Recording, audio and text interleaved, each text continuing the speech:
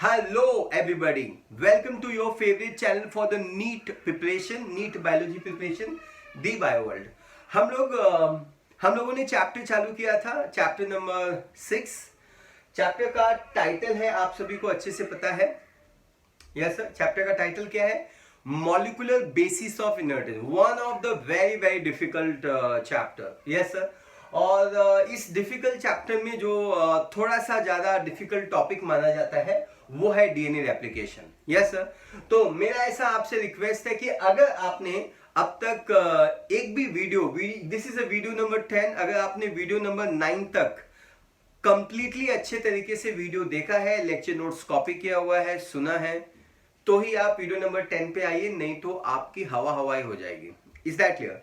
So ladies and gentleman, हम लोग आज के लेक्चर में बात करने वाले हैं डीएनए रेप्लिकेशन के बारे में। टॉपिक का नाम आज के लेक्चर का रहेगा डीएनए रेप्लिकेशन। तो आप सभी को पता है कि क्रिक ने एक central dogma of molecular biology explain किया था। क्रिक ने क्या एक्सप्लेन किया था? Central dogma of molecular biology, central dogma.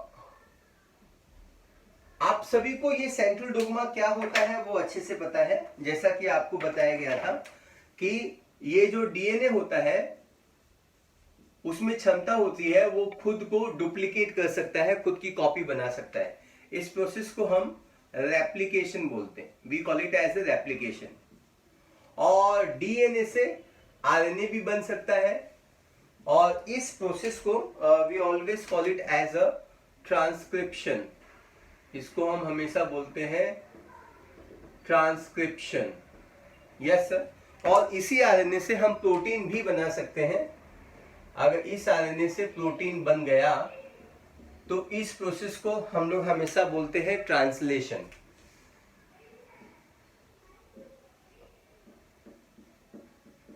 We always call it as a translation.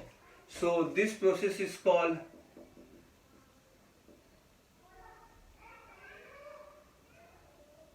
replication.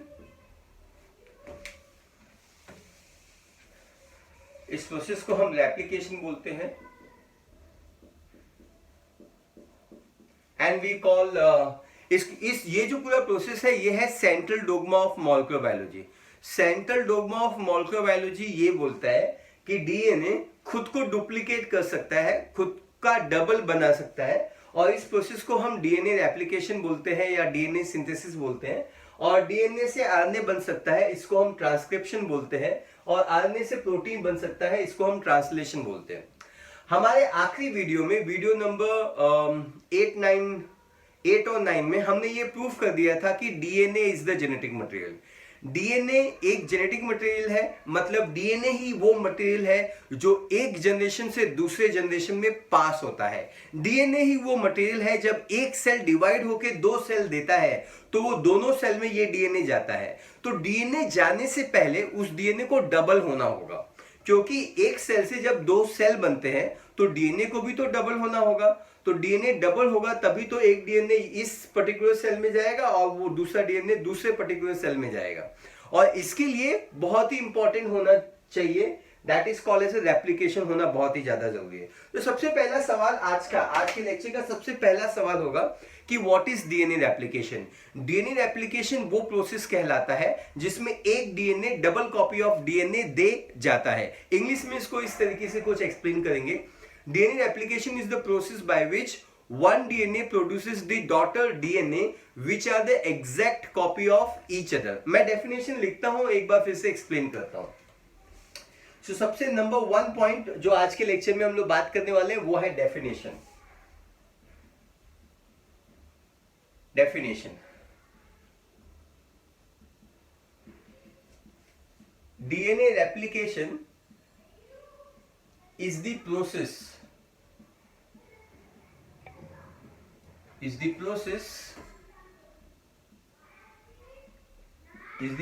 by which one DNA produces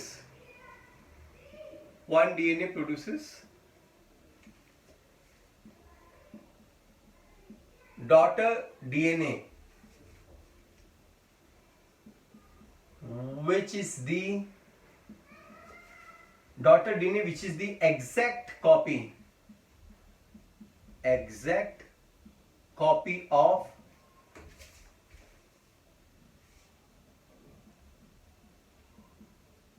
parental DNA. Yes sir, आप ऐसा suppose कीजिए कि हमारे पास ये डीएनए है, ये डबल स्टैंडर्ड डीएनए है, इनके बीच में हाइड्रोजन बॉन्ड है और ये एक पर्टिकुलर सेल में है। तो अगर ये डीएनए रेप्लिकेट होगा तो ही जाके ये दो सेल में जाएगा और ये दो डीएनए बन जाएंगे। अगर डीएनए रेप्लिकेट नहीं हुआ तो दोनों सेल को डीएनए कैसे मिलेगा, ये एक इंपॉर्टेंट सवाल होगा जिसका आपको जवाब देना होगा। तो DNA replication is the process by which one DNA, एक DNA produces the daughters DNA which is the exact copy of the parental DNA। Obviously वो एग्जैक्ट नहीं होगा, उसमें थोड़ा सा म्यूटेशन होगा, लेकिन वो म्यूटेशन बहुत ही माइनर होगा, नेग्लिजिबल होगा, इसलिए हम उसको एग्जैक्ट लिखते हैं। Is that clear? तो वो हमेशा जेरोक्स कॉपी होगा, but they will be little bit different. जैसे ओरिजिनल फाइल है और उसका आपने जेरोक्स मारा तो वो ओरिजिनल ही है, लेकिन फिर भी आप उसको डिस्टिंग्विश कर सकते हैं ना, तो माइनर डिफरेंसेस जरूर रहेंगे। So I think definition is very clear. DNA replication is the process by which the one DNA produces the daughter DNA which is the exact copy of the parental DNA. I think this particular concept is clear. ये पहला point है definition. अब दूसरा सवाल ये उठता है कि डीएनए रेप्लिकेशन कौन से फेज में होता है। देखो, अगर हम लोग प्रोकैरियोटिक के बारे में बात करते हैं तो प्रोकैरियोटिक में जब भी प्रोकैरियोटिक सेल डिवाइड होगा, जैसे वो बाइनरी फिशन से डिवाइड होगा, जो भी सेल डिवीजन से वो डिवाइड होगा, माइटोसिस और मियोसिस तो प्रोकैरियोटिक सेल में बिल्कुल भी नहीं होगा। Is that clear? तो सवाल ये उठता है कि in case of eukaryotic cell ये कौन से फेज में होगा, डीएनए रेप्लिकेशन कौन से फेज में होगा। डीएनए रेप्लिकेशन को हम लोग सिंथेटिक फेज भी बोलते हैं। सेल साइकिल में, यूकैरियोटिक सेल में सेल साइकिल होता है और उस सेल साइकिल में इंटरफेज होता है, इंटरफेज में एस फेज होता है और एस फेज का फुल फॉर्म है सिंथेसिस या सिंथेटिक फेज। सिंथेटिक फेज वो फेज कहलाता है जिसमें डीएनए का रेप्लिकेशन हो जाता है, इसका नाम इसका काम बताता है। इस फेज में डीएनए रेप्लिकेट हो जाता है या डीएनए का सिंथेसिस हो जाता है। तो ये बात मैं हमेशा सेकंड पॉइंट लिख जाता हूं कि in case of eukaryotic cell, अगर कोई भी यूकैरियोटिक सेल है, यूकैरियोट, तो इसके अंदर जब भी इंटरफेज आएगा, और आप सभी को पता होना चाहिए कि इंटरफेज में there is a S phase, और इसी एस फेज में डीएनए का रेप्लिकेशन होगा। DNA replication will occur in the S phase. तो I think this particular concept is very very clear और फंडामेंटली आपके ब्रेन में फिट हो गया है। अब हम अगला सवाल ये पूछेंगे कि ये जो डीएनए होता है इसके कैसे कैसे फंक्शंस होते हैं। हमारा जो डीएनए होता है इसके दो इंपॉर्टेंट फंक्शंस होते हैं। आई थिंक हम लोग यहां पे लिख सकते हैं, yes sir, DNA has two type of function, two types of function, या मैं ऐसा बोल सकता हूं कि डीएनए दो टाइप के रिएक्शन को कैटेलाइज करता है। DNA catalyse two type of reaction, DNA catalyse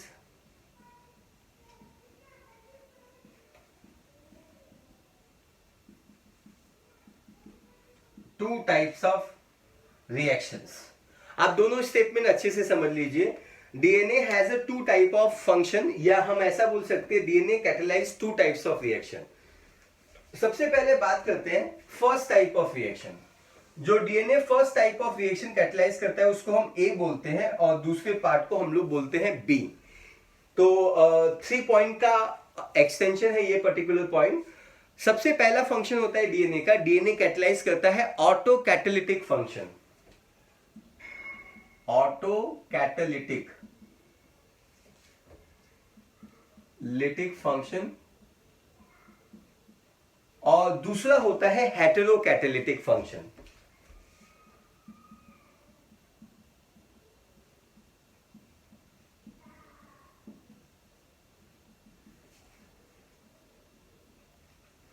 I think this concept is very very clear और आप इसको समझने की पूरी कोशिश करेंगे। ऑटो का मतलब होता है self, come on come on India come on.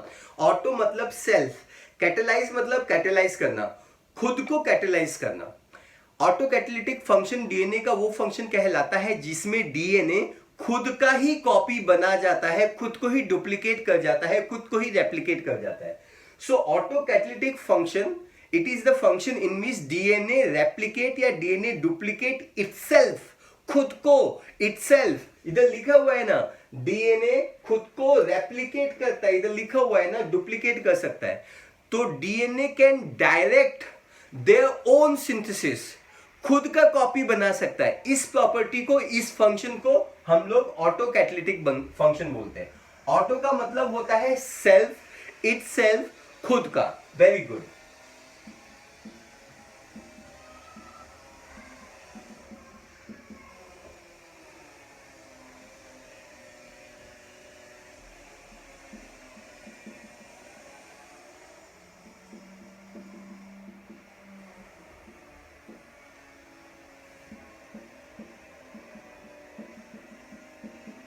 DNA can catalyze their own synthesis, can make their own copy, इसको हम लोग बोलते हैं auto catalytic function.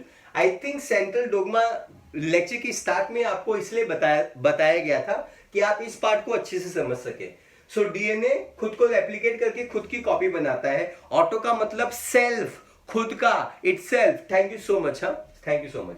Hetero catalytic functions के बारे में बात करते हैं। Yes sir. ऑटो का मतलब अगर सेल्फ होता है तो हेट्रो का मतलब होता है डिफरेंट। हेट्रो मतलब डिफरेंट, कैटेलाइज मतलब कैटेलाइज करना, डिफरेंट चीजों को भी कैटेलाइज करता है। डीएनए वो मॉलिक्यूल कहलाता है जो खुद को तो कैटेलाइज कर जाता है, और जब वो खुद को कैटेलाइज करता है तो हम इस फंक्शन को ऑटो कैटेलिटिक फंक्शन बोलते हैं। लेकिन डीएनए में वो बात होती है कि डीएनए से आरएनए बन सकता है और इसी आरएनए से प्रोटीन बन सकता है। तो प्रोटीन आरएनए से बनेगा, लेकिन आरएनए तब तक नहीं बनेगा, आरएनए तब तक नहीं बनेगा, आरएनए तब तक नहीं बनेगा जब तक डीएनए नहीं रहेगा। आप समझ सकते हो क्या कि आरएनए से प्रोटीन तो बन सकता है, लेकिन RNA self replication, self duplication नहीं कर पाता है। Do you understand?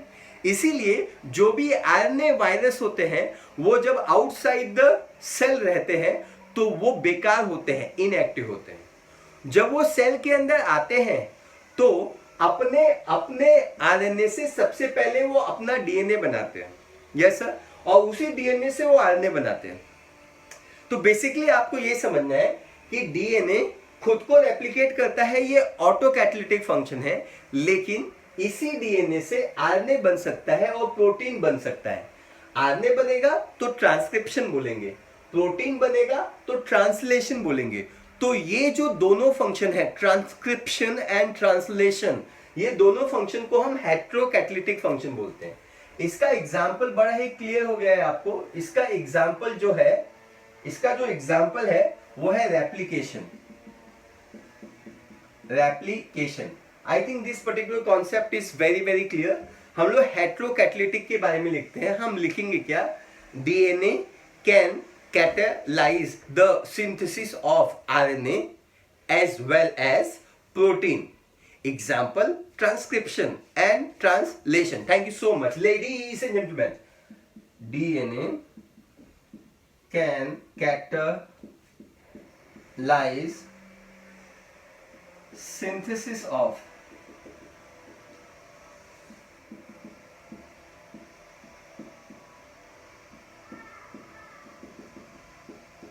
as well as protein.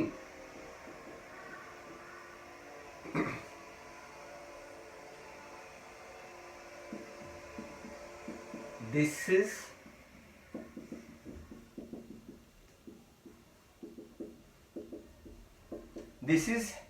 हेटेरोकैटेलिटिक function. ये एक हेटेरोकैटेलिटिक फंक्शन है। इसमें हम एग्जाम्पल क्या बात करेंगे? हम दो एग्जाम्पल बात करेंगे। Example number 1 is called as a transcription.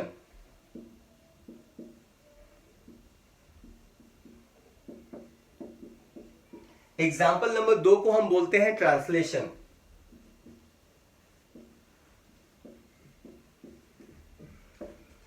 So example number 1 is called transcription. Example number 2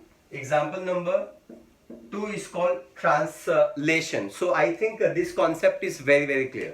एक सिंपल सा सवाल है कि ट्रांसक्रिप्शन का दूसरा नाम क्या है और ट्रांसलेशन का दूसरा नाम क्या है। ट्रांसक्रिप्शन का जो दूसरा नाम होता है उसको हम बोलते हैं आरएनए सिंथेसिस और ट्रांसलेशन का दूसरा नाम होता है प्रोटीन सिंथेसिस। तो we call it as a RNA synthesis और इसको हम बोलते हैं प्रोटीन सिंथेसिस।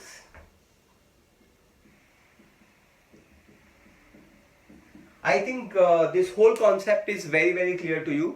अभी के लेक्चर में, अब तक जितना लेक्चर हुआ है, हमने 3 चीजें बात की है। नंबर 1, डीएनए रेप्लिकेशन का डेफिनेशन। डीएनए रेप्लिकेशन वो प्रोसेस कहलाता है जिससे एक डीएनए से 2 डीएनए देखो बन जाता है, दोनों exact copy of the parental DNA कहलाता है। ये डेफिनेशन था। यूकैरियोटिक में इंटरफेज में एस फेज में ये होता है। नीट का फेवरेट सवाल है, समझ जाओगे, आगे जाओगे। देन इसके फंक्शंस के बारे में बात किए थे कि डीएनए ऑटोकैटालिटिक है और हेटेरोकैटालिटिक है। ऑटोकैटालिटिक मतलब खुद को डुप्लीकेट करना, दूसरों को डुप्लीकेट करना हेटेरोकैटालिटिक है। आई थिंक हम आगे बढ़ते हैं। Thank you. हेलो, तो अब हम लोग बात करने वाले हैं possible mode of DNA replication. ऐसा सजेस्ट किया जाता है कि डीएनए रेप्लिकेशन के 3 मोड होते हैं।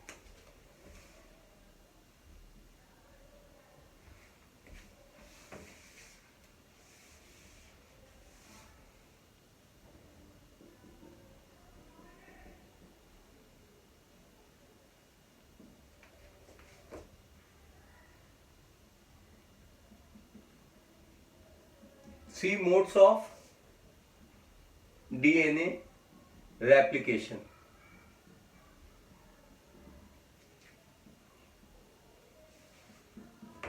पॉसिबल मतलब,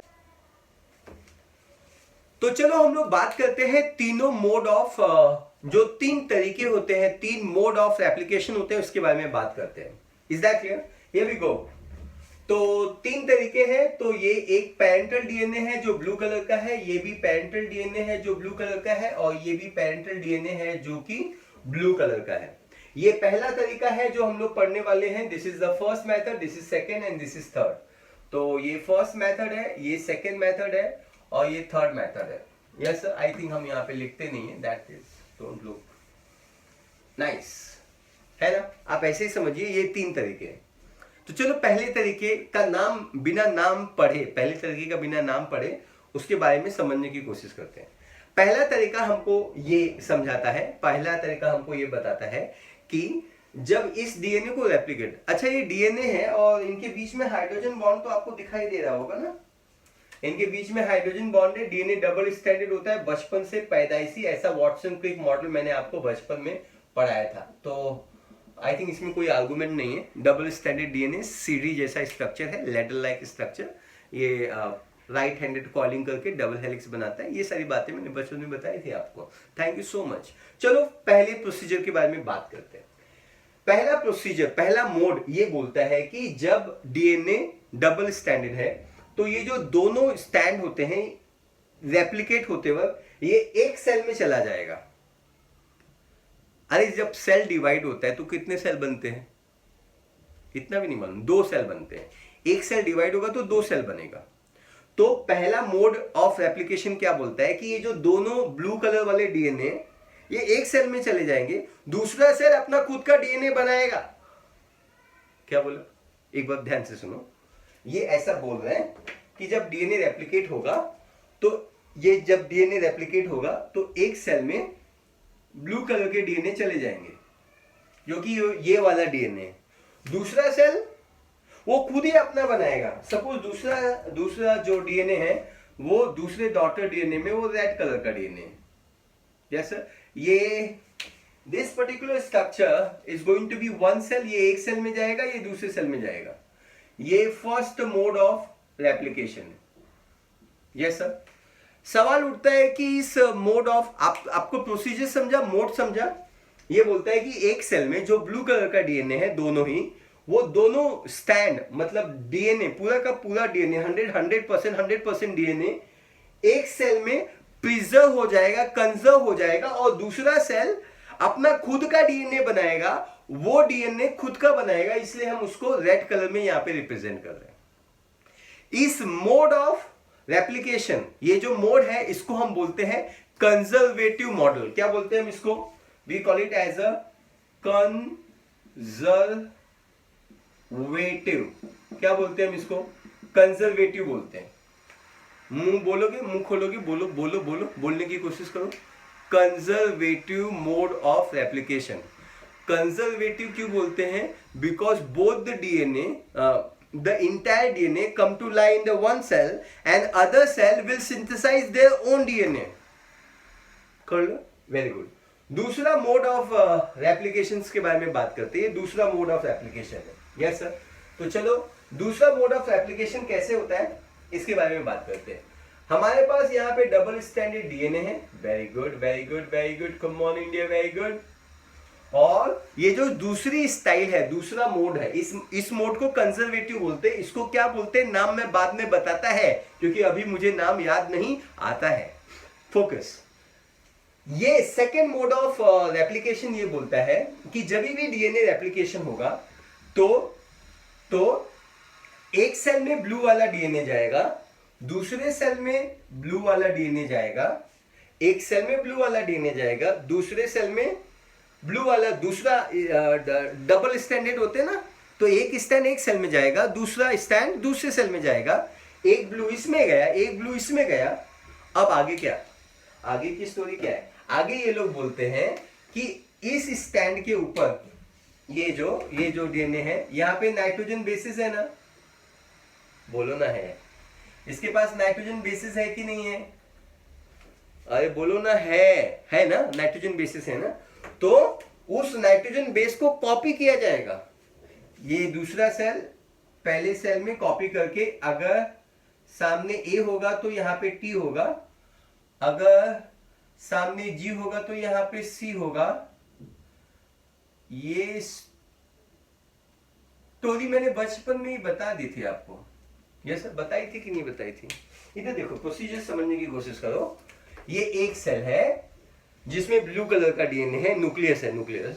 और जब ये दो सेल बनाएगा तो दोनों ही सेल में 50%, ये सेल का कितना परसेंटेज डीएनए पेरेंटल सेल से आया है, अगर मैंने ये सवाल पूछा तो ब्लू ब्लू मतलब 100%, और ये दोनों ब्लू में से एक ब्लू यहां पे आया है।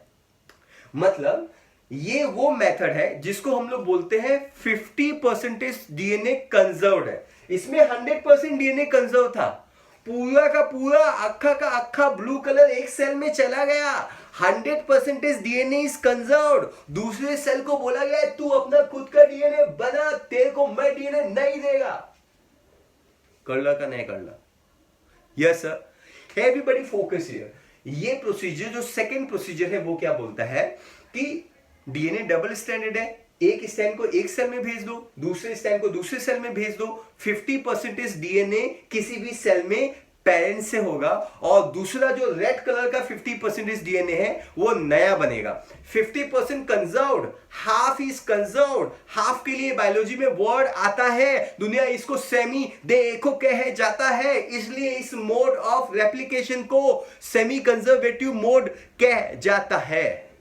हे कम ऑन इंडिया, इसको हम बोलते हैं सेमी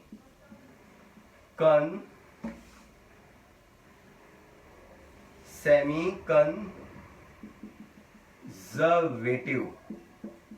वाव, सेमी कंजर्वेटिव मोड। क्या बोलते हैं हम इसको? Semi conservative. सेमी मतलब half. Come on India, come on. Semi मतलब half, conserving means preserving.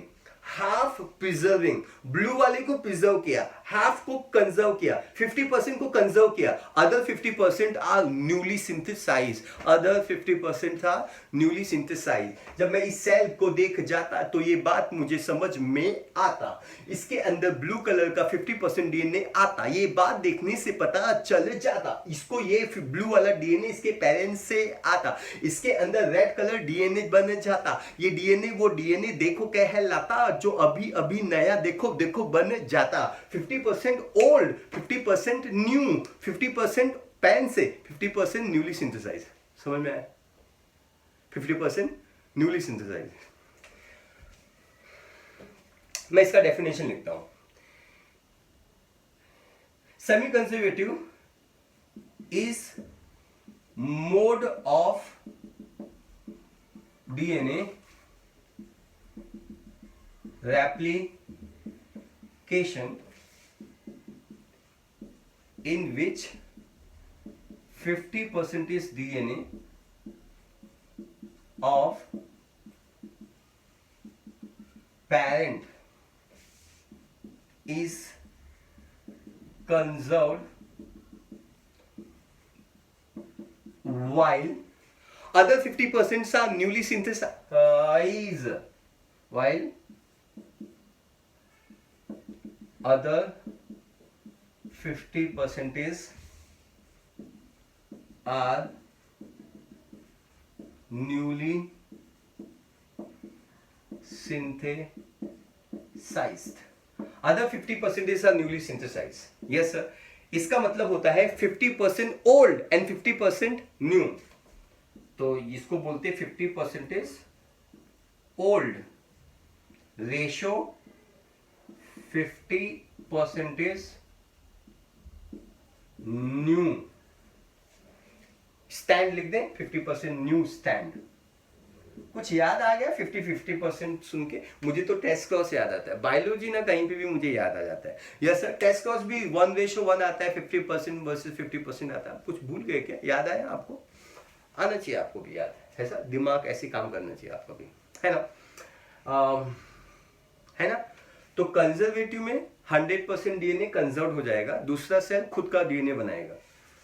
Semi conservative में 50% डीएनए कंजर्व रहेगा, अदर 50% नया बनेगा। Yes sir. अब आगे हम लोग देखते हैं तीसरा मोड ऑफ रेप्लिकेशन। तीसरे मोड ऑफ रेप्लिकेशन ये बोलता है कि ये रहा हम लोगों का डीएनए, ये रहा हम लोगों का डीएनए जो कि डबल स्टैंडर्ड ब्लू कलर में दिखाई दे रहा है। जो दूसरा, ये जो तीसरा मेथड है वो ऐसा बोलता है कि ये जो डीएनए है ये डिस्ट्रॉय हो जाएगा, डिस्ट्रॉय हो जाएगा और नया भी बनेगा। तो ब्लू कलर डिस्ट्रॉय हो गया और रेड कलर का नया बना।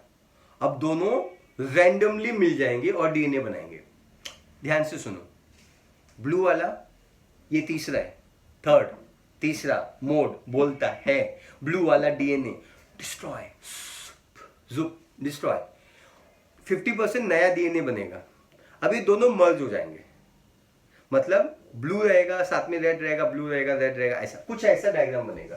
ये ब्लू फिर रेड, ये ब्लू फिर रेड, ये ब्लू फिर रेड, ये ब्लू फिर रेड, ये ब्लू फिर रेड, ये ब्लू फिर रेड, ये ब्लू फिर रेड, ये ब्लू फिर रेड, ये ब्लू फिर रेड, ये ब्लू फिर रेड, ये ब्लू फिर रेड, ये ब्लू फिर रेड। ये एक सेल है, ये खुद का सेल खुद का डीएनए बनाएगा, बाद में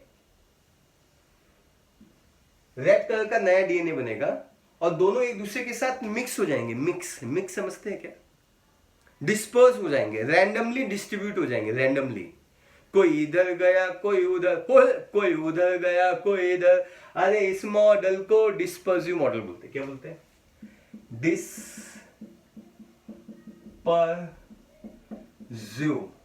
इसको हम लोग बोलते हैं डिस्पर्सिव मॉडल। आपको समझ में आता है ना? डिस्पर्सिव मॉडल बोलते हैं, डिस्पर्सिव मॉडल समझ में आता है। डिस्पर्स्ड हो गया डॉटर डीएनए और नया फॉर्म्ड रेड कलर का डीएनए और पुराना वाला ब्लू कलर, दोनों ही एक ही डीएनए में प्रेजेंट है।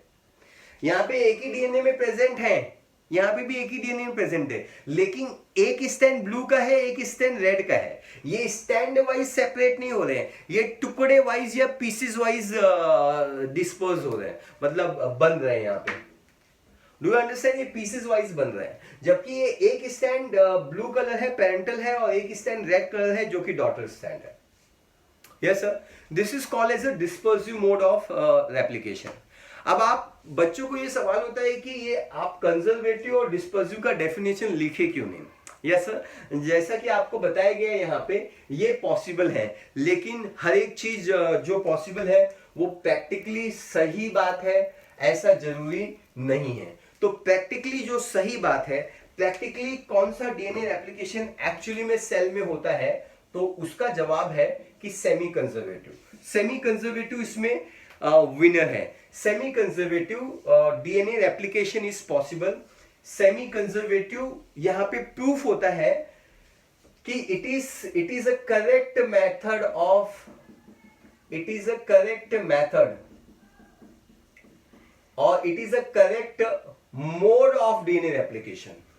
जो सही मोड ऑफ रेप्लिकेशन है वो कौन है? वो सेमी कंजर्वेटिव है। नीट पूछेगा कि सेमी कंजर्वेटिव है, इसको सबसे पहले प्रूफ किसने किया और सबसे पहले इसको सजेस्ट किसने किया? जैसे ये सवाल पूछा जाएगा तो इसको सबसे पहले सजेस्ट करने वाले ना वॉटसन क्रिक ही थे। जब इन्होंने डबल हेलिक्स मॉडल एक्सप्लेन किया था, वो मॉडल दिया था, उसी समय एट द सेम टाइम आपकी एनसीईआरटी क्या बोलती है? एनसीईआरटी इतनी फैंटास्टिक बुक है, आप लोग कभी उसको पढ़ते नहीं। एनसीईआरटी क्या बोलती है? एनसीईआरटी बोलती है page number, just a moment, yes sir, NCERT बोलती है पेज नंबर 104 पे, it has not escaped our notice that the specific pairing we have postulated immediately suggests a possible copying mechanism of the genetic material। इतना complicated language है, scientist होते हैं ना, बड़े बड़े होते हैं ना, तो इनके लैंग्वेज बहुत ही ज्यादा कॉम्प्लिकेटेड होते हैं। मैं आपको सिंपल लैंग्वेज में बताता हूँ। वॉटसन क्रिक ने पहले ही सजेस्ट किया था, सजेस्ट कर दिया था कि ये semi conservative model of DNA replication होगा। ऐसा उन्होंने क्यों किया था? बिकॉज ऑफ डीएनए की प्रॉपर्टी।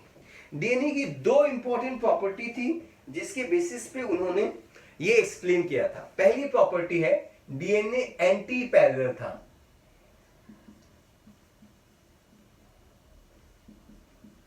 एंटी पैरेलल आप समझते हो ना, DNA consist of 2 polynucleotide chain which run in anti parallel direction. 5 का 3 के नजदीक होता है और 3 का 5 प्राइम के नजदीक होता है। तो ऐसा मैंने आपको डीएनए के स्ट्रक्चर में बताया था। अगर आप डीएनए का स्ट्रक्चर पढ़े बगैर ही आप लेक्चर अटेंड कर रहे हो तो आपको इम्पॉसिबल है, ये दुनिया का अजूबा होगा कि आपको ये टॉपिक समझ में आ जाए। Thank you so much. तो डीएनए एंटी पैरेलल है पहली प्रॉपर्टी, और डीएनए एक दूसरे का कॉम्प्लीमेंट्री है। क्या बात है, क्या बात है, जिंदाबाद वॉटसन क्रिक, जिंदाबाद वॉटसन क्रिक का जिंदाबाद। क्योंकि उन्होंने बोला कि कॉम्प्लीमेंट्री है, उल्टा एंटी पैरेलल है। उन्होंने बोला कि अगर मुझे एक स्टैंड पता चल जाए, अगर मुझे डीएनए का एक स्टैंड पता चल जाए तो मैं दूसरा स्टैंड आराम से पता लगा सकता हूं। अगर जब आप मैथ्स सॉल्व करते हो, मैथ्स आप सॉल्व कर किए थे बचपन में, तो आपके जितने भी वैल्यूज होते हैं, एक वैल्यू अननोन होती है तो आप सारा वैल्यू पता लगा लेते हो ना। अगर फिजिक्स में आप इक्वेशन सॉल्व करते हैं या फॉर्मूला अप्लाई करते हैं, फॉर्मूला में अगर दो ऐसी चीजें हैं जिसका वैल्यू नहीं पता है तो आप इक्वेशन नहीं पता लगा सकते, है ना। तो वॉटसन क्रिक ने बोला कि अगर डीएनए तो कॉम्प्लीमेंट्री है और वो एंटी पैरेलल है, मतलब अगर डीएनए का एक स्टैंड मुझे पता चल जाए कि इस पे क्या सीक्वेंस है, तो मैं उसका दूसरा स्टैंड का कॉपी बना सकता हूं कि नहीं बना सकता हूं? बना सकता हूं। लेकिन उन्होंने क्या किया था? सजेस्ट किया था। This is star mark, this is very very important. Why it is important? Because ये सजेस्ट किया हुआ है। नीट कभी पूछता है कि सजेस्ट किसने किया, फिर नीट कभी पूछता है कि प्रूफ किसने किया, फिर नीट पूछता है कि प्रूफ प्रूफ बैक्टीरिया में किसने किया, फिर नीट पूछता है कि प्रूफ यूकैरियोटिक सेल में किसने किया, फिर नीट पूछता है कि प्लांट में किसने प्रूफ किया। नीट के बहुत सारे ऐसे कॉम्प्लिकेशंस होते हैं, तो आपको ध्यान से सुनना होगा आपको क्या बताया जा रहा है। मैं तुम्हारा सांगतो कि ये सजेस्ट किया हुआ है। नीट ने पूछा सजेस्ट किसने किया, तो तुम बोलने का वॉटसन,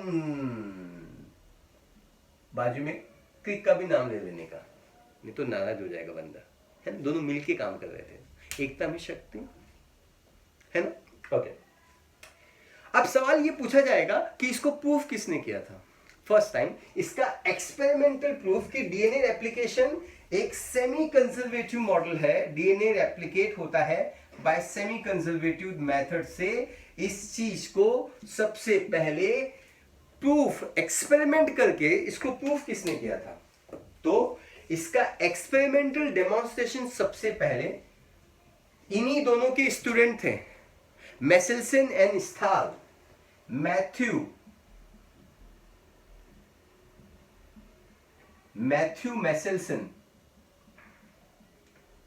मेसेल्सन एंड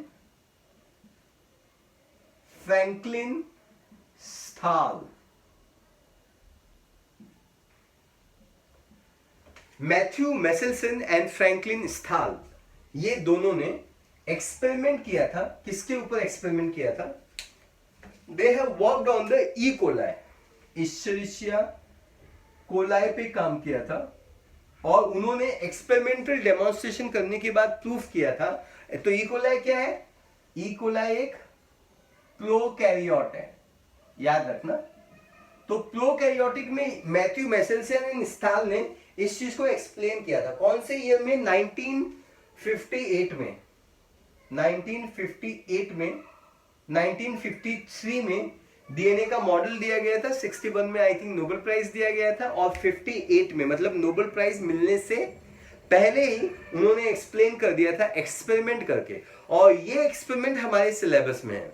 इनफैक्ट जब आप एनसीईआरटी पढ़ेंगे तो पहले आपको ये एक्सपेरिमेंट दिया हुआ है। ये फेमस है मेसेल्सन स्टाल एक्सपेरिमेंट के नाम से। मैथ्यू और फ्रैंकलिन वर्ड कई बार यूज नहीं किया जाता है, तो मेसेल्सन स्टाल नाम के एक्सपेरिमेंट से ये एक्सपेरिमेंट फेमस है। आपके एनसीईआरटी के सिलेबस में ये एक्सपेरिमेंट है। आपकी एनसीईआरटी डीएनए रेप्लिकेशन स्टार्ट करती है, लेकिन बीच में पहले ये एक्सपेरिमेंट समझाती है। हम ऐसा नहीं करने वाले हैं, हम पहले डीएनए रेप्लिकेशन डिटेल में पढ़ेंगे, और वंस आप डीएनए रेप्लिकेशन अच्छे से समझ लेंगे तो हम ये एक्सपेरिमेंट स्टार्ट करेंगे। So it is a part of your syllabus and part of your portion. लेकिन नीट सवाल पूछता है कि ये तो प्रोकैरियोटिक पे प्रूफ कर दिया गया, तो यूकैरियोटिक में कौन से तरीके से ये डीएनए रेप्लिकेशन होता है? तो यूकैरियोटिक पे जिसने एक्सप्लेन किया था उनका नाम है टेलर, और उन्होंने 1 साल पहले ही एक्सप्लेन किया था।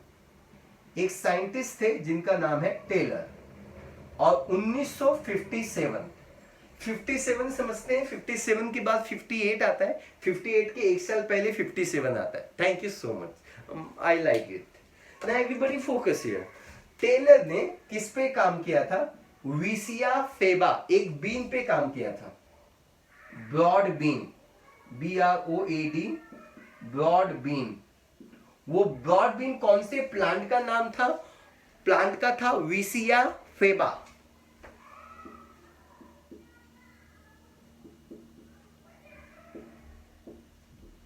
समझ के रहना, बायनॉमियल नोमेनक्लेचर है, तो इसका नाम अच्छे से विसिया फेबा, इसका नाम था VICIAFABA, विसिया फेबा। अब आपको एक काम देता हूं कि विसिया फेबा आपके सिलेबस में मॉर्फोलॉजी में कहां पे आया हुआ है, उसको क्रॉस लिंक करो, आप पता लगाओ कहां पे ये एग्जाम्पल विसिया फेबा आया हुआ है। उन्होंने ब्रॉड बीन विसिया फेबा पे काम करने के लिए रूट टिप का इस्तेमाल किया, और उन्होंने रेडियो लेबल्ड थाइमिडीन यूज किया, 3H labelled thymidine, 3H labelled thymidine use किया, थाइमिडीन।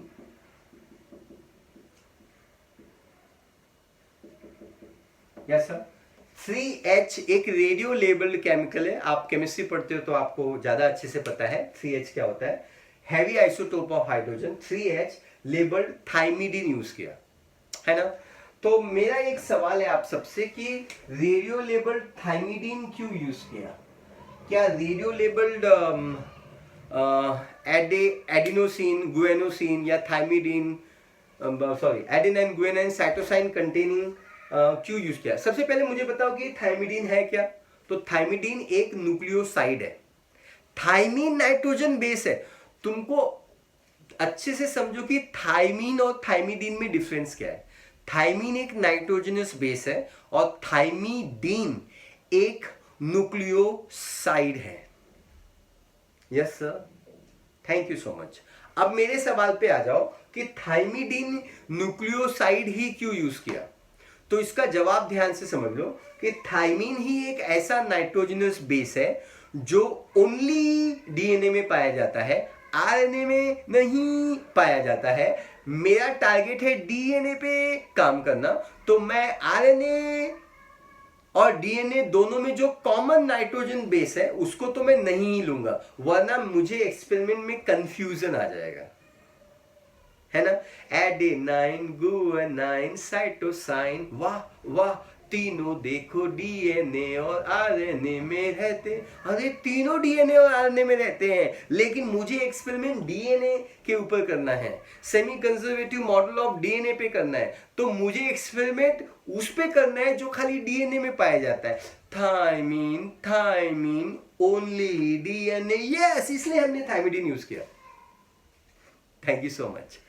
मेरे ख्याल से अभी के लिए इतना, हमको आगे भी मूव ऑन करना है। तो अभी के लेक्चर में हमने 3 मोड बात किए थे। Suggested that 3 mode of DNA replication is possible, this was rejected, this is also got rejected, dispersive और कंजर्वेटिव एक साइड में गई, वहां गिरा, ये वहां गिरा, जो बीच में जो आएगा semi conservative model of DNA replication कहलाएगा। ये वो मोड देखो कह जाएगा, जो भी डीएनए आएगा 50% पेन से आएगा, 50% नया बना, 50% पेन से आएगा, 50% नया बना, 50% ओल्ड, 50% न्यू स्टैंड बनेगा। एक्सपेरिमेंटली प्रूफ कर दिया गया था। तो ये पॉइंट नंबर 4 है। पॉइंट नंबर 4 के बाद ये पॉइंट नंबर 5 है। मैथ्यू मेसेल्सन टेलर, यूकैरियोटिक पे प्लांट पे काम किया गया था, प्रोकैरियोटिक में इकोलाई पे काम किया था। दोनों में पहले कौन आया था? टेलर आया था। सारे सवाल, सारे जवाब मैंने दे दिए। आप लोग एक्सपर्ट हो, मैं भी। Thank you so much. आगे बढ़ते हैं। जय Hind. Hello everybody, hello everybody. अब हम लोग क्या कर रहे हैं? बात करने, अब हम लोग जा रहे हैं बात करने मैकेनिज्म ऑफ डीएनए रेप्लिकेशन के बारे में बात करने। अब तक हम लोगों को डेफिनेशन समझ में आ गया है, कौन से फेज में है वो समझ में आ गया है, कौन सा मोड है वो समझ में आ गया है, डीएनए का फंक्शन समझ में आ गया है, मोड कौन सा सही है, सही तरीका, that is semi conservative model, ये भी हम लोगों को समझ में आ गया है। तो अब हम लोग तैयार हैं ये सीखने के लिए कि कैसे डीएनए का रेप्लिकेशन होता है। बेसिकली हम लोग अभी एक्शन प्लान के बारे में बात करने वाले हैं। यस सर, एक्शन के बारे में बात करने वाले हैं, एग्जैक्टली कैसे मैकेनिज्म ऑफ डीएनए रेप्लिकेशन होता है। तो सबसे पहले आप ये बात समझ लो कि मैकेनिज्म ऑफ डीएनए रेप्लिकेशन को समझना अपने आप में बहुत ही कॉम्प्लिकेटेड चीज होती है। It's very very complicated. और ये जो कॉम्प्लिकेटेड प्रोसीजर है ये अलग अलग किताबों में और भी ज्यादा कॉम्प्लिकेट हो जाता है। मैंने पूरी कोशिश की है इसको सिंप्लीफाई करने के लिए। सिंप्लीफाई करने का मतलब ये होता है कि मैंने इसको अलग अलग स्टेप में डिवाइड कर दिया। Step number 1, step number 2, 3, 4, 5 and last में step number 6। Is that clear? अब ये जो वीडियो जाने वाला है डीएनए रेप्लिकेशन का, ये 2 और वीडियो लगेंगे मुझे ऐसा लगता है। Yes sir. तो हम पार्ट 1 में, अभी के वीडियो में हम लोग बात करने वाले हैं इन स्टेप में से 1 या 2 स्टेप्स के बारे में हम बात करेंगे। देन आगे के वीडियो में हम आगे के स्टेप्स के बारे में डिस्कस करेंगे, और आगे के स्टेप को ज़्यादा वक्त लगा तो फिर हम उसको भी third video of the DNA replication में डिवाइड कर सकते हैं। जी क्लियर है? तो मेरे ख्याल से अब आपको सबसे ज़्यादा फोकस करने की ज़रूरत है। इस पर्टिकुलर पॉइंट में जो सबसे ज़्यादा डिफिकल्ट पॉइंट है वो होता है ये synthesis of new stand, leading और लैगिंग। आई मीन बच्चों को नहीं समझता है। ये हाईएस्ट डिग्री ऑफ डिफिकल्टी ये 2 पॉइंट में आती है। फिर थोड़ी सी डिफिकल्टी यहाँ पे भी आती है। यस सर, तो ये सारे स्टेप्स को आप सुन लीजिए, ये स्टेप्स को आप उतार लीजिए, और ये रोमन 1 2 3 4 5 याद रखना, हम रोमन लेटर्स में ही स्टेप्स को डिस्कस करते जाएंगे। Ladies and gentleman, presenting mechanism of DNA replication. जब हम डीएनए रेप्लिकेशंस के बारे में बात करते हैं तो इसमें जो सबसे पहला स्टेप होता है एक्टिवेशन ऑफ डीऑक्सीन्यूक्लियोटाइड। आप सभी को पता है कि डीएनए किससे बना होता है? डीएनए न्यूक्लियोटाइड से बना होता है। वो तो आरएनए भी न्यूक्लियोटाइड से बना होता है, डीएनए बना होता है डीऑक्सीन्यूक्लियोटाइड से, है ना। डीएनए किससे बना होता है? डीऑक्सी। सो ये डीऑक्सी वर्ड यूज करना उतना ही ज्यादा इंपॉर्टेंट है जैसे हमारे सांस में ऑक्सीजन का होना इंपॉर्टेंट है। Yes sir. सो मिस किए तो नीट में भी मिस कर दोगे। यस सर, सारे एमसीक्यूज गलत हो जाएंगे। Be very very clear and formally clear. किसके सिंथेसिस के बारे में बात करने हैं हम लोग डीएनए के सिंथेसिस के बारे में बात करने। डीएनए एक पॉलीन्यूक्लियोटाइड चेन है, और ये न्यूक्लियोटाइड कौन सा न्यूक्लियोटाइड है? तो ये सवाल है कि ये डीऑक्सीन्यूक्लियोटाइड है। तो सबसे पहला स्टेप होगा एक्टिवेशन ऑफ डीऑक्सीन्यूक्लियोटाइड। दूसरा स्टेप होगा रिकॉग्नाइजेशन ऑफ ऑरिजिन। ऑरिजिन क्या होता है मैं ये सब डिस्कस करूंगा। सबसे पहले मैं फर्स्ट स्टेप बताऊंगा, अभी जस्ट मैं नाम ले रहा हूं। Unwinding of DNA molecules and formation of a replication fork. आपने स्टेशनरी वेव में फॉक एक्सपेरिमेंट सीखा होगा, वाई शेप्ड स्ट्रक्चर। अगर नहीं सीखा है फिजिक्स में तो आपको यहाँ पे जरूर सिखाया जाएगा। फॉक का मतलब होता है वाई शेप्ड स्ट्रक्चर बनना। तो ये एक रेप्लिकेशन फॉक है और ये दूसरा रेप्लिकेशन फॉक है, दो रेप्लिकेशन फॉक है। Is that cool? Synthesis of new stand कैसे होता है? लीडिंग और लैगिंग स्टैंड क्या होता है? प्रूफ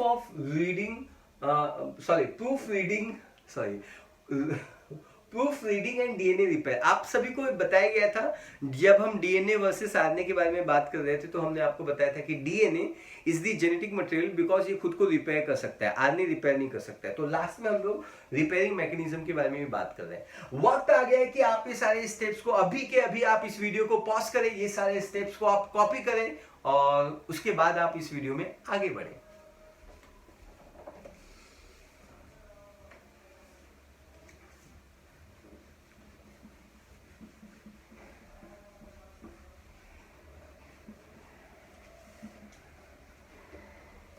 तो I think this particular part is very very clear. और अब हम लोग जा रहे हैं फर्स्ट स्टेप ऑफ डीएनए रेप्लिकेशंस के बारे में। आप ये स्टेप्स लिख लेना क्योंकि हम इसी स्टेप्स के थ्रू ही बात करने वाले हैं। Ladies and gentleman, presenting first step called activation of deoxynucleotide. पूरे बायोलॉजी में वर्ड एक्टिव वर्ड जब भी बायोलॉजी में आता है, जो भी पूरे बायोलॉजी में एक्टिव वर्ड आता है, आपको 3 ए याद आता है। ए फॉर एप्पल खाएंगे, ए फॉर एटीपी बनाएंगे, ए फॉर एक्टिव देखो हो जाएंगे। एक्टिव प्रोसेस का मतलब ये होता है कि ये एटीपी डिपेंडेंट प्रोसेस है। Is that clear? समझ में आया आपको? Is that clear? I think this part is very very clear. आपको मालूम है कि जब आपने ग्लाइकोलाइसिस सीखा था, आपने सीखा था ग्लाइकोलाइसिस, जब आपने ग्लाइकोलाइसिस सीखा था रेस्पिरेशन में, तो ग्लाइकोलाइसिस में जो पहला स्टेप था उसमें ग्लूकोज के पास हमने फॉस्फेट ऐड किया था, फॉस्फोराइलेशन ऑफ ग्लूकोज से एटीपी यूज किया था और एटीपी यूज करके ग्लूकोज 6 फॉस्फेट बनाया था। Yes sir. हमेशा याद रखना, आज के लिए नहीं, अभी के लिए नहीं, कल के लिए नहीं, सदा के लिए याद रख लेना। बायोलॉजी में कभी भी कोई भी प्रोसेस होगा या लाइफ में कभी भी कोई भी प्रोसेस होगा, फर्स्ट स्टेप होगा एक्टिवेशन। फर्स्ट स्टेप होगा एक्टिवेशन। कर हर मैदान फतेह, पहले आपको मैदान फतेह करना होगा। पहला स्टेप हमेशा एक्टिवेशन होगा, चाहे वो ग्लाइकोलाइसिस हो, चाहे वो डीएनए सिंथेसिस हो, चाहे वो आरएनए सिंथेसिस हो, चाहे वो प्रोटीन सिंथेसिस हो। तीनों की तीनों स्टेप्स आपको इसी पर्टिकुलर चैप्टर में सीखने हैं। हम थोड़ा मैच के बारे में बात करते हैं, मैच बॉक्स के बारे में बात करते हैं। ये मैच बॉक्स है, हाँ बोलो। और ये मैच बॉक्स है, ये मैच का स्टिक है। ये जलता क्यों नहीं? इसके पास बारूद है, है ना, ये जलता क्यों नहीं, तुम जलते क्यों नहीं हो, क्योंकि इसको जलने के लिए एक्टिवेशन चाहिए। किसी भी सबस्ट्रेट को किसी भी रिएक्शन में इन्वॉल्व होने के लिए उसको एक्टिवेशन की जरूरत है, और वहां पे यहाँ पे ये एक्टिवेशन इस फ्रिक्शन के फॉर्म में आता है। अगर इसको प्रॉपर तरीके से फ्रिक्शन दिया जाए, अगर इसको प्रॉपर तरीके से फ्रिक्शन दिया जाए तो ये जल जाएगा। यस सर, ये जो फ्रिक्शन होता है ना, जो हम फ्रिक्शन करते हैं इस मैच बॉक्स को, इस मैच स्टिक को, इसको हम लोग बोलते हैं activation energy. Friction is nothing but the activation energy. चाहे वो ग्लाइकोलाइसिस हो, चाहे वो डीएनए सिंथेसिस हो, चाहे वो आरएनए सिंथेसिस हो, चाहे वो प्रोटीन सिंथेसिस हो, none of the reaction is possible without the activation. आप बच्चे हो, आप पढ़ाई में इन्वॉल्व नहीं हो सकते जब तक आप एक्टिवेट नहीं हो सकते। आप अपने जीवन में जो कुछ भी काम करना चाहते हो, कुछ भी करना चाहते हो, कुछ भी करना चाहते हो, तो उसके लिए फर्स्ट स्टेप होगा हमेशा activation. So activation of deoxy nucleotide के बारे में हम लोग बात करने जा रहे हैं। Here we go ladies and gentleman. Ladies and gentleman, ये जो एक्टिवेशन ऑफ न्यूक्लियोटाइड होता है, ये जो न्यूक्लियोटाइड होता है वो हमेशा मोनोफॉस्फेट के फॉर्म में रहता है हमारे न्यूक्लियोप्लाज्म में। हमारा जो न्यूक्लियोप्लाज्म है उसमें न्यूक्लियोटाइड मोनोफॉस्फेट के फॉर्म में प्रेजेंट होता है। सो यहाँ पे डी वर्ड हम यूज करेंगे, डी, और ये लिखेंगे न्यूक्लियोटाइड मोनोफॉस्फेट। यस सर, ये एक ब्रॉड कैटेगरी है। न्यूक्लियोटाइड मोनोफॉस्फेट का मतलब होता है वो डीऑक्सी एडिनोसिन मोनोफॉस्फेट भी हो सकता है, एडिनोसिन मोनोफॉस्फेट, डीऑक्सी गुएनोसिन मोनोफॉस्फेट भी हो सकता है, डीऑक्सीसाइटिडीन मोनोफॉस्फेट भी हो सकता है, डीऑक्सीथाइमिडीन मोनोफॉस्फेट भी हो सकता है। मेरे ख्याल से मैं आपको यहाँ पे एडिनोसिन, गुएनोसिन, साइटिडीन और थाइमिडीन की स्पेलिंग नहीं लिखूंगा मैं। ये स्पेलिंग मैंने डीएनए न्यूक्लियोटाइड का जो टॉपिक है, आई थिंक वीडियो नंबर 1 और 2 है, आप वीडियो नंबर 1 एंड 2 में आप पीछे जाके रिफर कर सकते हैं अगर आपको स्पेलिंग चेक करनी हो और आपको ये नहीं समझ में आ रहा है तो। डी का मतलब होता है ये डीएनए का न्यूक्लियोटाइड है। डीएनए के अंदर 4 टाइप के नाइट्रोजन बेस होते हैं, एडेनाइन, गुआनिन, साइटोसाइन, थाइमिन। तो अगर एडेनाइन रहेगा तो एडिनोसिन मोनोफॉस्फेट एक न्यूक्लियोटाइड है, guanosine monophosphate, cytidine monophosphate, thymidine monophosphate. D हमेशा जोड़ देने का। डी का मतलब होता है इसके अंदर जो पेंटोस शुगर होगा वो डीऑक्सीराइबोज होगा। सुपर पॉइंट, सुपर से भी ऊपर पॉइंट, मुझे को समझ में आ गया। आप सबका जनरल नाम क्या है? स्टूडेंट है। इन सबका जनरल नाम क्या है? Deoxy nucleotide monophosphate. इनके पास एक फॉस्फेट है। न्यूक्लियोटाइड बनने के लिए आपको एक फॉस्फेट चाहिए कम से कम। Yes sir, super point, clear है ना? ओके, अब बेसिकली एग्जैक्टली होता क्या है? बेसिकली एग्जैक्टली ये होता है कि अब यहां पे एक एंजाइम आएगा। एंजाइम का नाम सुना है आपने? एंजाइम का नाम है फॉस्फोरिलेज।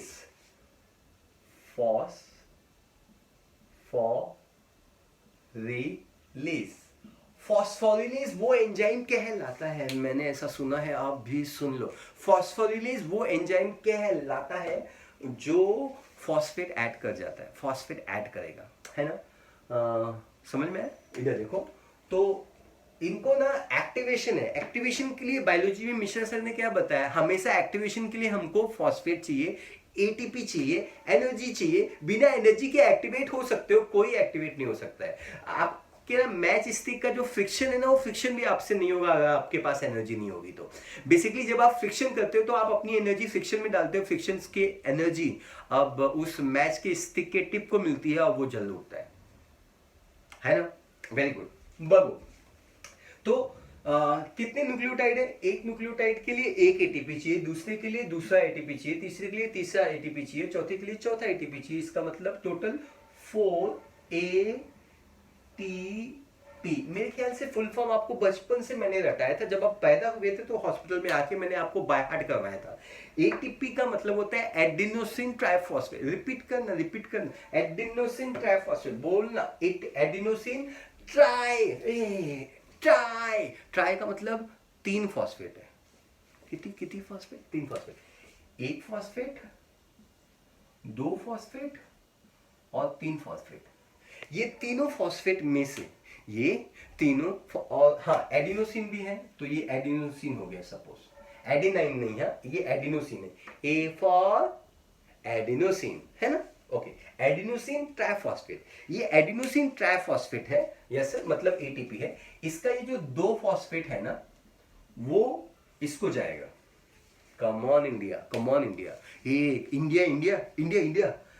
एडिनोसिन ट्राइफॉस्फेट मतलब इसके पास कितने फॉस्फेट? 3 फॉस्फेट। 3 फॉस्फेट में से 2 फॉस्फेट जाएगा, जो जाएगा।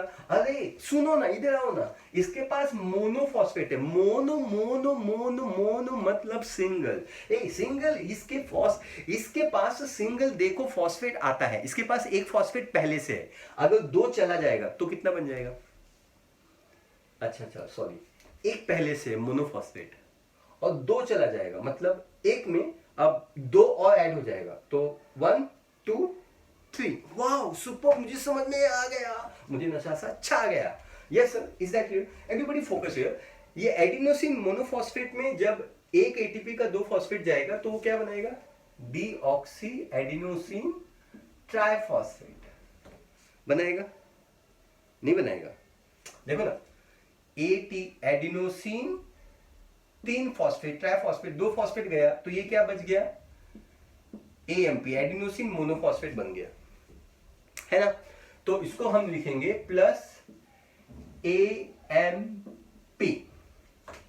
अगर एक एटीपी एक एएमपी को एडिनोसिन ट्राइफॉस्फेट में कन्वर्ट किया तो एक एएमपी बना। दूसरा एटीपी मैंने 4 लिया है, डोळ्या उघडा डोळे आणि बघा नीट, नीट बघा, ये 4 एटीपी है। एक एटीपी इसके साथ जाएगा, एटीपी दूसरे के साथ जाएगा, तो दूसरे के साथ जाएगा तो क्या बनेगा? Deoxy guanosine triphosphate. तीसरे के साथ जाएगा तो डीऑक्सी साइटिडीन ट्राइफॉस्फेट और डीऑक्सी थाइमिडीन ट्राइफॉस्फेट। मतलब ये जो न्यूक्लियोटाइड मोनोफॉस्फेट था, अब किसमें कन्वर्ट हो गया? डीऑक्सी न्यूक्लियोटाइड ट्राइफॉस्फेट्स में कन्वर्ट हो गया। जैसे ये चालू का जनरल नाम डीऑक्सी न्यूक्लियोटाइड मोनोफॉस्फेट है, उसी तरीके से ये चालू का जनरल नाम डीऑक्सी न्यूक्लियोटाइड ट्राइफॉस्फेट है। मुझे समझ में आ गया? अच्छा, एक एटीपी जब जाएगा तो एक एएमपी बनेगा, तो दूसरा एएमपी, तीसरा एएमपी, चौथा एएमपी, तो टोटल 4 एएमपी। बोलो हाँ, yes sir, is that clear? पक्का? एक्टिवेशन ऑफ न्यूक्लियोटाइड, ये जो न्यूक्लियोटाइड होते हैं, जैसा कि मैंने आपको स्टार्ट में ही बताया, all these nucleotides are going to be present in nucleoplasm. दुनिया में बच्चे हैं, दुनिया में बहुत सारे बच्चे हैं, सभी अपने गोल को अचीव करने के लिए एक्टिवेटेड रहते हैं? नहीं रहते, उनको करना पड़ता है। हाँ, करने के लिए क्या चाहिए? पूरी बायोलॉजी मैंने सीखी और मुझे एक ही बात पता चला कि एक्टिवेशन होने के लिए भाई एटीपी चाहिए। एटीपी कहां से आती है? बाहर से आती है? नहीं रे बाबा, तेरे खुद के बॉडी से आती है। एटीपी प्रोड्यूस करने वाले गैस को क्या बोलते हैं? ऑक्सीजन। तो अपने बॉडी का ऑक्सीजन बढ़ाना, स्पीड वॉक करना, अपने बॉडी का ऑक्सीजन बढ़ाओगे तो अपने आप एटीपी पाओगे, और जैसे ही एक्टिव हो जाओगे आपका काम करने में से कोई रोक नहीं पाएगा। आपका टाइम लौट के फिर से आएगा। ये न्यूक्लियोप्लाज्म में प्रेजेंट है, यस सर। ये मोनोफॉस्फेट में प्रेजेंट है, मोनोफॉस्फेट्स में प्रेजेंट है, और ये कन्वर्ट हो जाता है ट्राइफॉस्फेट में, ट्राइफॉस्फेट्स में, और ये वो ट्राइफॉस्फेट्स है प्रेजेंट है, यस सर, है ना? फॉस्फोरिलेज एंजाइम का नाम है, इसको नहीं भूल पाएंगे, और 4 एएमपी यहां पे बनेगा। Super point. क्या आपको एक्टिवेशन ऑफ न्यूक्लियोटाइड समझ में आ गया? आई होप आपको समझ में आ गया। मेरी पूरी कोशिश रहती है कि आपको समझ में आ जाए। अब मुझे क्या डिस्कस करना है, ये जो न्यूक्लियोटाइड ट्राइफॉस्फेट है, इसका ना डुअल फंक्शन है, डुअल।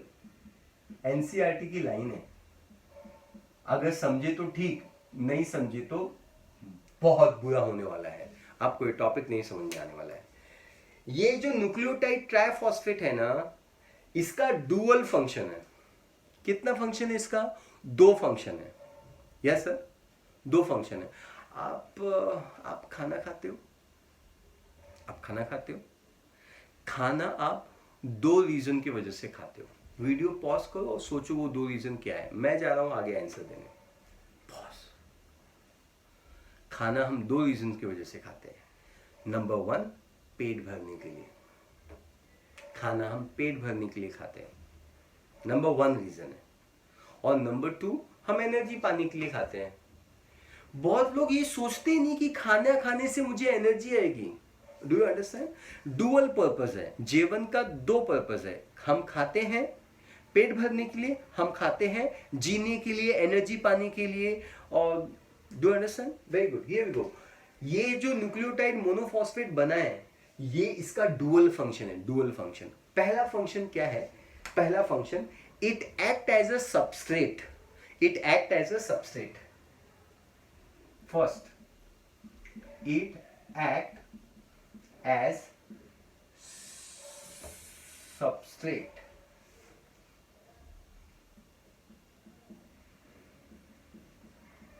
सबस्ट्रेट समझते हो?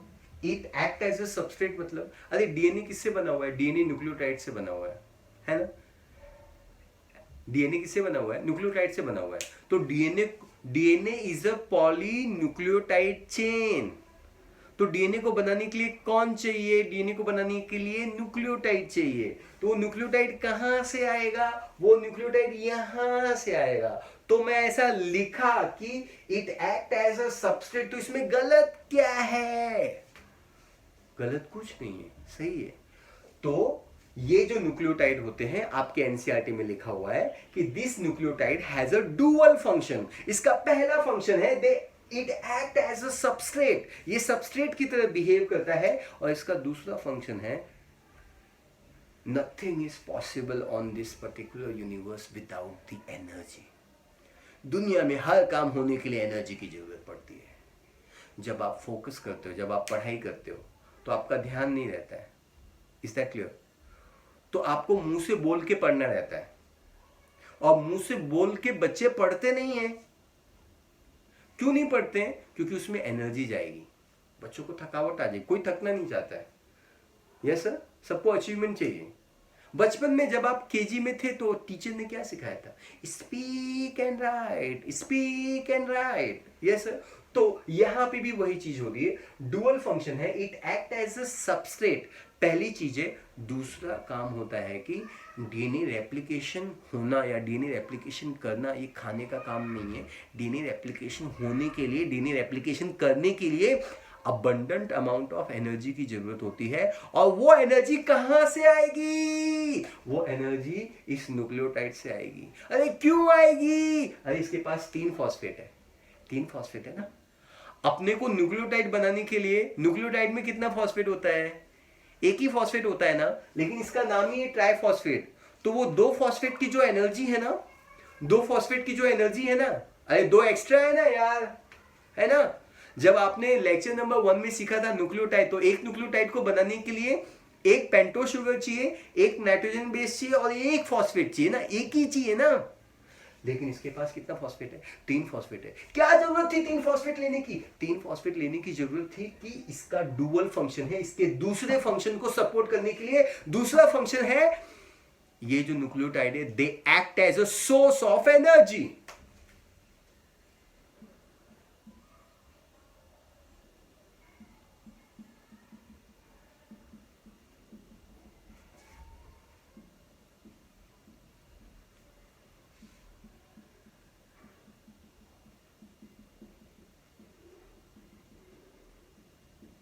Nucleotide act as a source of energy because DNA synthesis require abundant amount of energy.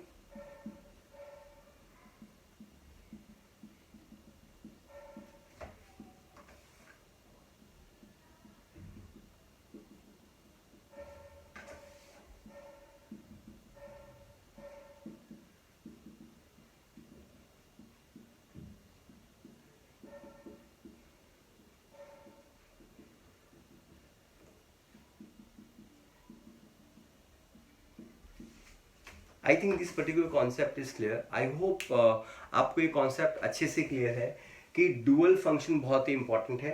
पहला फंक्शन है, ये खुद सबस्ट्रेट की तरह बिहेव करने वाला है, मतलब खुद यूज होने वाला है, मतलब खाना हम खाते हैं पेट भरने के लिए। दूसरा, it act as a source of energy, खाने से हमको एनर्जी भी मिलती है। तो इसी न्यूक्लियोटाइड का इस्तेमाल जब डीएनए रेप्लिकेशन होगा तो हम एनर्जी बोल के भी यूज करते हैं। यस सर, क्योंकि कोई भी प्रोसेस बिना एनर्जी के नहीं होता। तो एनर्जी कहाँ से आएगी? इस न्यूक्लियोटाइड से आएगी। सबस्ट्रेट कौन होगा? ये खुद न्यूक्लियोटाइड होगा। मतलब तुम ही हो न्यूक्लियोटाइड और तुम ही हो सबस्ट्रेट और तुम ही से एनर्जी आने वाली है। आई think this particular concept is clear. इससे ज़्यादा क्लियर मुझे आता नहीं है ना। तो मैंने ये this is a DNA replication का पार्ट 1 वीडियो है और ये पार्ट 1 वीडियो मैंने ख़त्म कर दिया हुआ है। हाँ, मुझे जल्दी है आगे के वीडियो शूट करने के लिए, तो आप फटाफट वीडियो को अच्छे से लिसन करो, लर्न करो, अच्छे से नोट्स लिखो और दिमाग को शांत रख के अच्छे से पढ़ो और अंडरस्टैंड करने की कोशिश करो। इन केस आपको डाउट है तो बिना डाउट के नेक्स्ट वीडियो पे जाने का नहीं, और पुराने वीडियोस कंप्लीट नहीं किए तो इस वीडियो को पढ़ने का नहीं। जय हिंद।